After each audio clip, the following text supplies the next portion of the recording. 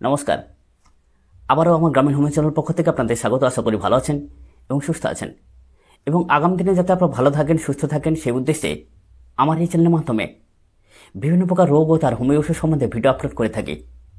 অতএব বন্ধুরা, আজকের যে বিষয় সম্পর্কে বা যে রোগটি সম্পর্কে আলোচনা করব বা যে রোগের হোমিও ওষুধ সম্পর্কে আলোচনা করব সেটা হচ্ছে ডাস্ট অ্যালার্জি। বন্ধুরা, এই ডাস্ট অ্যালার্জিতে কিন্তু বহু মানুষ ভুগে থাকেন। বেশিরভাগ মানুষের কিন্তু বর্তমান দিনে অ্যালার্জি দেখা যায়। বা এই ডাস্ট অ্যালার্জি হয় কেন, এবং এই ডাস্ট অ্যালার্জি হলে আপনারা কী কী হোমিওপ্যাথি ওষুধ ব্যবহার করবেন, সম্পূর্ণ বিস্তারিত এখানে আলোচনা করব। অতএব বন্ধুরা, ভিডিওটাকে প্রথম থেকে শেষ পর্যন্ত দেখুন, টেনে টেনে দেখবেন না।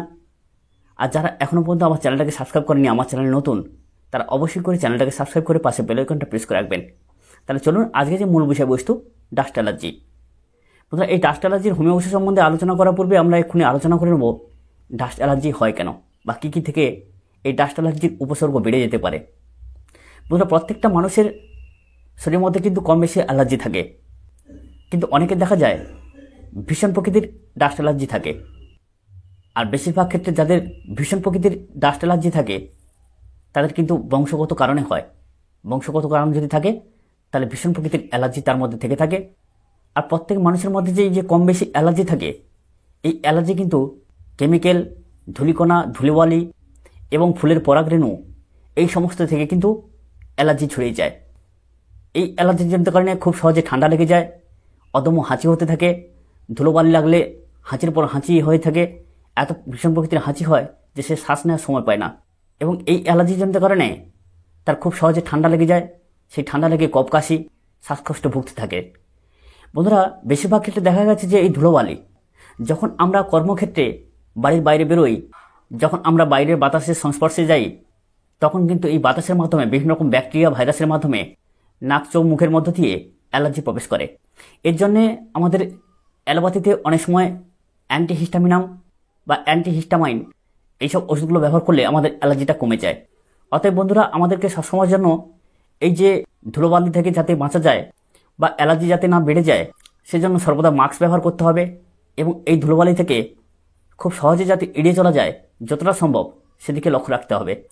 বন্ধুরা, এছাড়াও যে এই ফুলের পরাগরেণু, এই পরাগরেণুর মাধ্যমে কিন্তু অ্যালার্জি সংবাহিত হয় মানব দেহে। সেটা কিভাবে? এই যে মৌমাছি, এই মৌমাছি এক ফুল থেকে আরেক ফুলের মধ্যে কিন্তু পরাগ বহন করে থাকে। এই পরাগ বহনের ফলে প্রত্যেকটা ফুলের মাধ্যমে কিন্তু এরকম অ্যালার্জি ছড়িয়ে দেয়। আর সেই ফুল যখন আমরা পুজোর কাজে লাগাই বা তুলতে যাই, ফুল বাগানে কাজ করি, বা কোনো ক্ষেত্রে ফুলের সংস্পর্শে যাই, তখন কিন্তু চোখ, মুখ, নাকের মধ্যে দিয়ে আমাদের শরীরের মধ্যে অ্যালার্জি প্রবেশ করে। এছাড়া পশুর মাধ্যমেও আমাদের শরীরের মধ্যে অ্যালার্জি প্রবেশ করতে পারে। সেটা কিভাবে?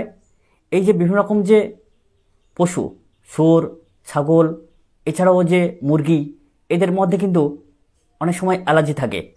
এদের সংস্পর্শে যখন আমরা চাই, এরা যে বিভিন্ন রকম ধুলোবালি, ময়লা সবসময়ের জন্য মেখে থাকে, এদের মধ্যে যে অ্যালার্জি প্রবেশ করে, আমরা যখন এদের সংস্পর্শে যাই, সেসব অ্যালার্জিগুলো আমাদের চোখ, মুখ এবং নাকের মাধ্যমে প্রবেশ করে। এইভাবে কিন্তু আমরা অ্যালার্জিতে আক্রান্ত হই। অতএব সর্বদা আমাদেরকে সতর্ক রাখতে হবে, যাতে করে এদের সংস্পর্শে যাওয়াটাকে নিরাপদ রাখা যায় এবং সতর্কতার সাথে চলা যায়। বন্ধুরা, এবারে আসি কোন কোন হোমিওপ্যাথি ওষুধ আপনারা ব্যবহার করবেন। হ্যাঁ বন্ধুরা, এই অ্যালার্জিকে সারাতে গেলে আমাদের কয়েক প্রকার হোমিও ঔষধ অবশ্যই করে সেবন করা উচিত। যদিও বিজ্ঞানসম্মতভাবে বা অনেক রিসার্চ করে দেখা গেছে, এই অ্যালার্জি শরীর থেকে বের করে দেওয়া যায় না। শুধুমাত্র ওষুধ সেবনের মাধ্যমে এবং সতর্কতার মাধ্যমে অ্যালার্জিকে দমিয়ে রাখা যায় বা কমিয়ে রাখা যায়। কিন্তু যদি না আমরা এইসব সাবধানতা গ্রহণ করি, তাহলে কিন্তু আমাদের অ্যালার্জি ভীষণ প্রকৃতির আকার ধারণ করে। তা থেকে বললাম, শ্বাসকষ্ট হয়, না কেটে যায়, শ্বাস নিতে পারে না, কফ কাশি হয়, সাথে সাথে বিভিন্ন রকম অ্যালার্জিজনিত কারণে চর্মরোগ সৃষ্টি হয়, বারংবার হাঁচি সৃষ্টি হয়। এইরকম অ্যালার্জিতে কিন্তু বহু মানুষ ভুগতে থাকে। অতএব এ থেকে বাঁচতে আমরা কয়েক প্রকার হোমিওপ্যাথি ওষুধ ব্যবহার করব। বন্ধুরা, কোন কোন হোমিওপ্যাথি ওষুধ ব্যবহার করে আপনার এই অ্যালার্জিগুলোকে আপনারা দমিয়ে রাখতে পারবেন? প্রথম যে হোমিওপ্যাথি ওষুধ সম্বন্ধে বলবো সেটা হচ্ছে ব্যাকসন কোম্পানির LR8 ট্যাবলেট। হ্যাঁ বন্ধুরা, এই LR8 ট্যাবলেট অনেক ডাক্তারবাবুও ব্যবহার করে থাকে। সুনামের সঙ্গে এই ওষুধকে কিন্তু ব্যবহার করে কাজ পাওয়া যায়। আপনারাও ব্যবহার করবেন বাড়িতে এনে, কোনো ডাক্তারবাবু পরামর্শ ছাড়াও আপনার বাড়িতে বসে এই ওষুধটাকে সেবন করে আপনার যে অ্যালার্জি সেটাকে আপনারা কমিয়ে ফেলতে পারবেন। কিন্তু এর ডোজ কীভাবে নেবেন সেটা একটু জেনে নিন। আপনারা এই LR8 ট্যাবলেট, যেটা ব্যাকসন কোম্পানি তৈরি করে থাকেন, 2টি করে ট্যাবলেট সকাল দুপুর সন্ধ্যা দিনে 3বার করে চুষে খাবেন, কিংবা সামান্য পরিমাণ গরম জলে খাবেন। যেরকম লজেন্স চুষে খায় সেভাবে কিন্তু আপনারা সেবন করবেন বা চুষে খাবেন। একটু গরম জলও সেবন করতে পারেন। কিন্তু যারা 20 বছরের নিম্নে, 10 থেকে 20 বছরের নিম্নে যে ব্যক্তিগণের অ্যালার্জি আছে, তারা কিন্তু 1টি করে ট্যাবলেট গ্রহণ করবেন। এইভাবে একইভাবে চুষে খাবেন কিংবা গরম জলে সেবন করবেন। আর 20 বছরের ঊর্ধ্বে যারা, তারা 2টি করে ট্যাবলেট চুষে খাবেন সারাদিনে 3বার। এবার যে খুব দামি অ্যালার্জির ক্ষেত্রে মাদার টিংচারগুলোর কথা বলবো, তার মধ্যে 3খানা মাদার টিংচার মিশিয়ে আপনারা একটা হোমিওপ্যাথিক কম্বিনেশন তৈরি করবেন। সেটা কি? প্রথম যে মাদার টিংচার সেটা হচ্ছে পোথোস ফোর্টিটাস মাদার টিংচার। এই পোথোস ফোর্টিটাস মাদার টিংচার অ্যালার্জির ক্ষেত্রে কিন্তু দারুণভাবে কাজ করে। আপনারা নিশ্চয়ই অনেকে শুনেছেন এবং অনেক ডাক্তারবাবু একে সুনামের সঙ্গে ব্যবহার করে থাকেন অ্যালার্জি কমানোর ক্ষেত্রে। আপনারা এই Pothos foetidus mother tincture 30 ml homeopathy shop থেকে কিনে আনবেন। এবারে দ্বিতীয় যে মাদার টিংচারের কথা বলবো সেটা হচ্ছে লেমিনা মাইনর মাদার টিংচার। এই লেমিনা মাদার টিংচার আমাদের কি কাজ করে? যখন দেখবেন আমাদের যে কোনো অ্যালার্জিজনিত কারণে ঠান্ডা লেগে অ্যালার্জি রাইনাইটিস তৈরি হয়, নাকের মধ্যে শ্বাস নিতে পারি না, নাক এঁটে যায়, রাত্রিবেলা ঘুমোতে পারে না, বারবার বিছানা থেকে উঠে বসতে হয়, শ্বাসকষ্ট তৈরি হয়, তখন কিন্তু এই লেমিনা মাইনর দারুণভাবে কাজ করে। এই লেমিনা মাইনর মাদার টিংচার আপনার হোমিওপ্যাথি শপ থেকে 30 ml কিনে আনবেন।